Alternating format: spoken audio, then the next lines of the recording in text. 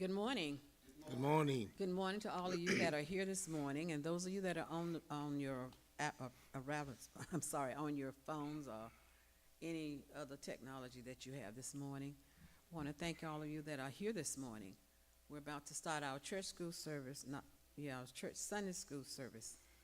And if you would, if you have a book with you, we're going to turn to page 5. Is where we're going to start. Because this is November. Page 4, I'm sorry.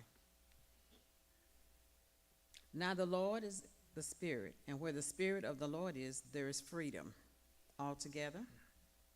And all of us with involved seeing the glory of the Lord as though reflected in the mirror are being transformed into the same image from one degree of glory to another. But this comes from the Lord, the Spirit. Okay, the responsive reading. So Christ has truly set us free.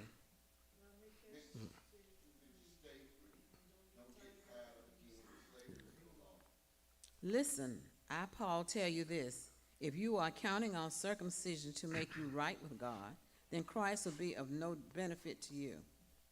For if you are trying to make yourself right with God by keeping the law, But we who live by the Spirit eagerly await to receive by Spirit the righteousness God has promised to us altogether. For when we place our faith in Christ Jesus, there is not benefit in being circumcised. What is important is faith expressing itself in love.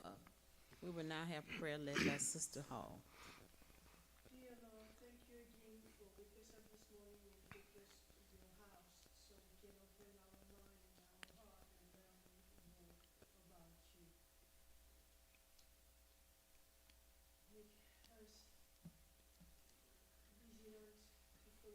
intended. Thank those of you who have come out for the lesson this morning. Thank those of you who are watching the lesson via the mass media. Today we have lesson number 12. That's November the 19th, 2023. The devotional reading is Leviticus, the 25th chapter, 8th through 17th verses. Excuse me. Background scriptures, Colossians, 2nd chapter, 6 through 23. The printed passage today is Colossians, the 2nd chapter, 16 through 23. And if you notice, there was a big mistake by the editors there. They cut it short in the verbiage. They did 16 through 19, but they left 20 through 20.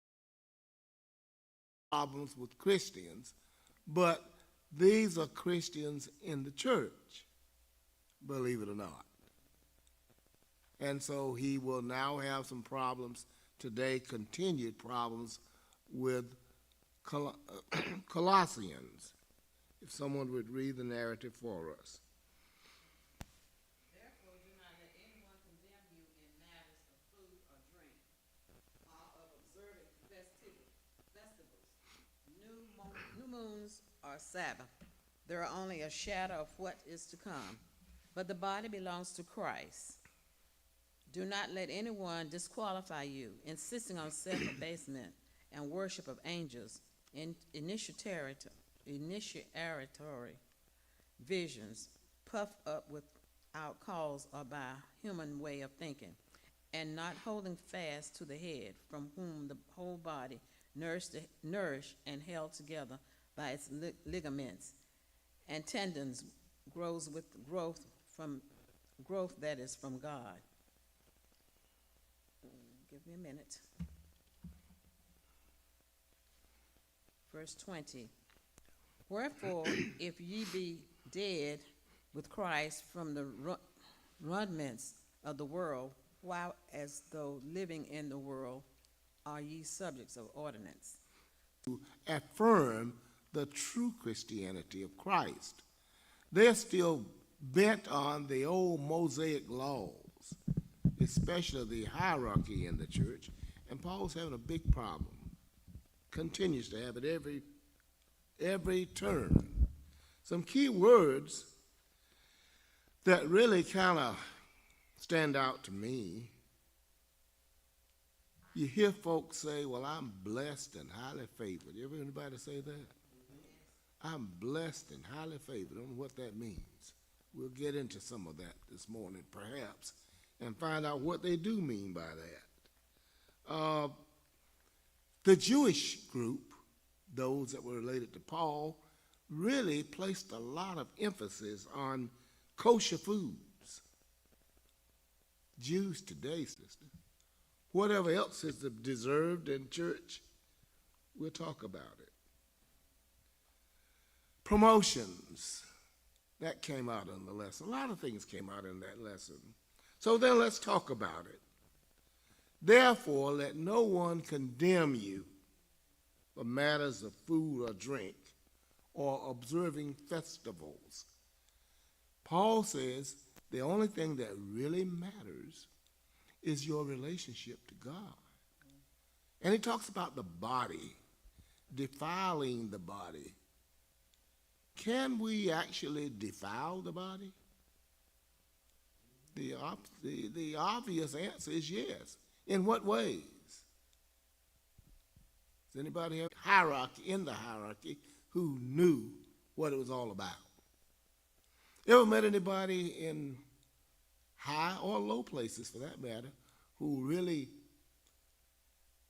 in their opinion, had a panacea on Christianity?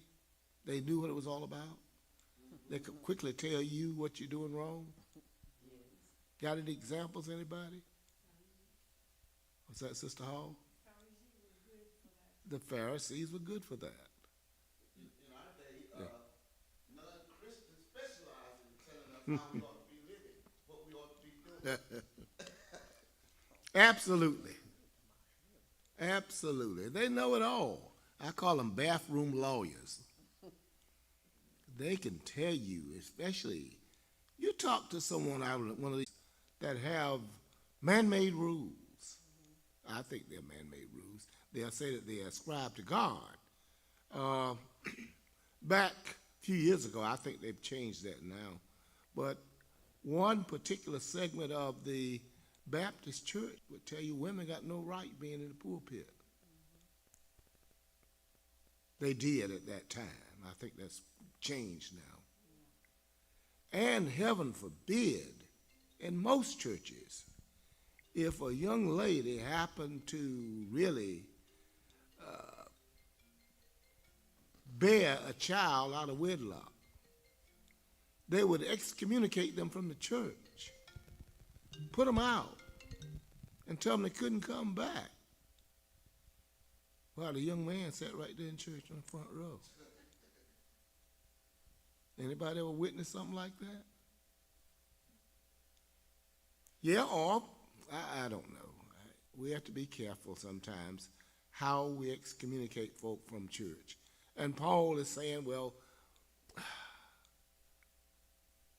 the body, the human body, and especially talks about the head, is so important. What you do and what you think is how you ought to conduct your life, and not necessarily how in this instance, the Colossians were saying it ought to be done. We have to really do that. Ought to sit, and nobody had no right to sit there but Grandma. Morning. Yeah. And we believe that. Well, we collectively, the descendants believe that anyway. My daddy built this church, and you can't tell me anything about what my daddy said. Oh, well, leave that alone. Go ahead, Pastor. It's interesting that when those persons are alive, and some of us who were their brothers, we're very much aware of their flaws. Yeah. But it seems like after that person goes on, To the church. Yeah. Yeah. We talked about that a few minutes ago, about someone who had that opinion that my granddaddy did this, and as Reverend Long carefully alluded, we remember that we avow the flaws that Granddaddy had after he died. While he was living, we would say, oh, Granddaddy was drunk every Saturday.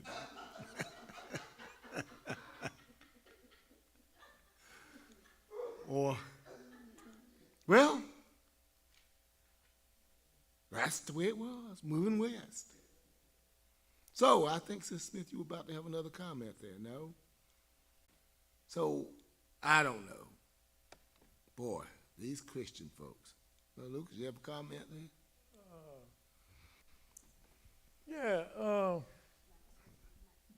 I don't even know, Mike. I ain't talk loud. I ain't talk loud. Oh, okay. You know, I came up, I know old folks were mean. I don't care if they're in church or where, they were mean. You always, every time they have a meeting, you tell they about to fight. So people had, and they don't fool nobody. People knew. I mean, all the little teenagers like myself, we knew everything was going on in the church. And you know, they would get on you if they thought you were doing something wrong. But of course, we couldn't get on him. But we knew. You won't fool nobody. And going back to, I think what you said, Trying to work with folk who are Christians. He's not working out in the streets right now. He's in the church. Those are difficult subjects sometimes because they are unwilling to really adhere to what's been said. They are there. There's a difference between listening and overt listening. Listening and overt listening. If you're overtly listening, then you are attuned to what someone is trying to convey to you. If you are there for appearances, person is necessary, may be excessive to someone else. I'm told that you can take just a pin drop of, what is it, fentanyl, or what is that stuff called? And that it might kill you. So the mind needs to convince the body that you shouldn't involve in that kind of thing. That's really prevalent now among fentanyl, it's called. Very prevalent among young folk today. And many of them aren't in Sunday school, they're out in the world. But I've heard of so many deaths among young folk who've gotten involved in this kind of thing. Too bad they can't hear what Paul is trying to say to us right now. And after you're dead, it's too late to hear anyway. We really have to adhere. And since they're not here to hear, you need to have abstinence. You need to be able to curb. You need to avoid those kinds of things. And no man can tell you what you're doing, how to avoid it. Making it inaccessible is not, or making it illegal is not preventing it being available. That's the point we need to think about. Keep the mind and the body in sync, Paul says. Make sure that the mind supersedes the body's cravings.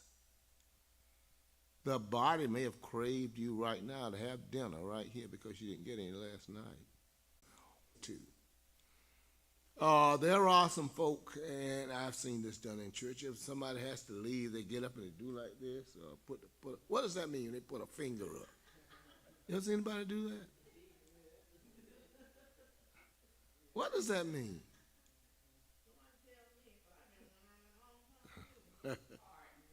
Means pardon me, Pastor says.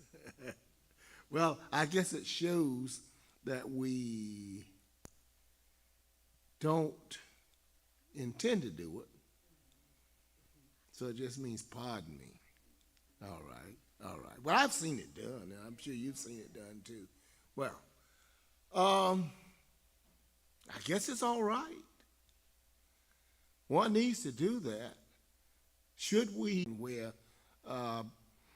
there was a preacher who was saying they're spending about $3,000 a month on security in the church.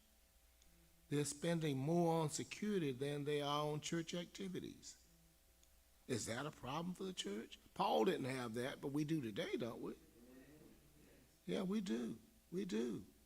You have to have security in churches today, even for parking, for example. I never understood that. But yeah, you see a lot of folk out there with some deputies out there parking folk. I guess that's because they got too many at the church or something. Or people fighting over parks. I don't know what it's all about, but yeah, that goes on. 3 years ago, it was you could lose your license for doing getting a contract signed over the phone. It had to be in person. But today we can do it over the phone. We can see emails. I can ask you to simply send a copy, take a picture of your ID and send it to me so I can verify your identity. But it was practically against the law. They had to change the regulations for us to be able to do that because of COVID. Times change. As times change, people ought to also change. Failure to change with the times means you get lost. Churches are now getting lost. He not only worked with them, he worked with the Philippians, he worked with just about everybody. He worked those at Ephesus. Wherever Paul went, he worked with them. And then when he couldn't get back, Paul would write him a letter. And Paul recognized that he had to change because times were getting away from him. So you'll find out that he started dealing with Priscilla, Aquila, and his what he called his son, Timothy, making preparations for when he wasn't there. So just as the Colossians, we have to make some changes, and he'd be happy to make those changes. So we can change a lot by getting more folk to join us on Sunday mornings and seeing what a good time we have sometimes. Any more comments? I think I'm about Stewards and all that, gonna get rid of all them old folk. But it just didn't work. Well, you're right.